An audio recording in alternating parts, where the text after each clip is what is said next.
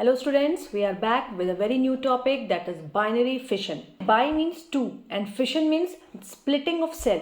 Cells यानी कि divide हो जाते हैं दो equal parts में, तो इसीलिए इसको कहते हैं कि दो equal parts में divide हो रहे हैं, सो इसका नाम दिया गया है binary fission. ये एक simplest form होता है asexual reproduction का, जो normally होता है single celled organisms में.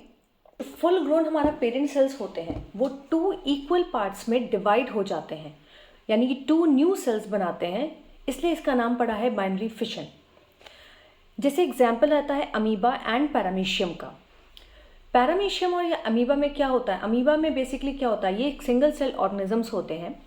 इसमें जो फुल ग्रोन हमारा पेरेंट सेल होता है उसके अंदर जो हमारा न्यूक्लियस होता है अमीबा में, सबसे पहले वो डिवाइड करता है टू पार्ट्स में.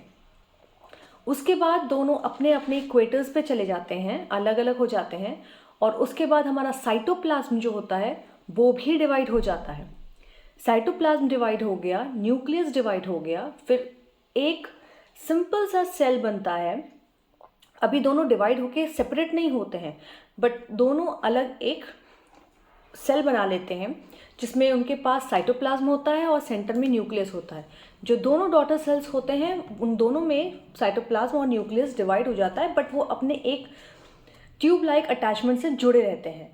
एंड फाइनली जब सब कुछ डिवाइड हो जाता है, बराबर डिवाइड हो जाता है, साइटोप्लाज्म भी न्यूक्लियस भी दोनों सेल्स की तरफ चले जाते हैं, दोनों न्यू डॉटर सेल्स में चले जाते हैं, देन फाइनली जो वो ट्यूब लाइक स्ट्रक्चर से जुड़े होते हैं दोनों डॉटर सेल्स वो भी अलग हो जाते हैं. तो इस तरह से हमारा एक पेरेंट सेल जब डिवाइड होता है तो टू न्यू डॉटर सेल्स बनाता है, और इसी को हम कहते हैं बाइनरी फिशन. Thank you.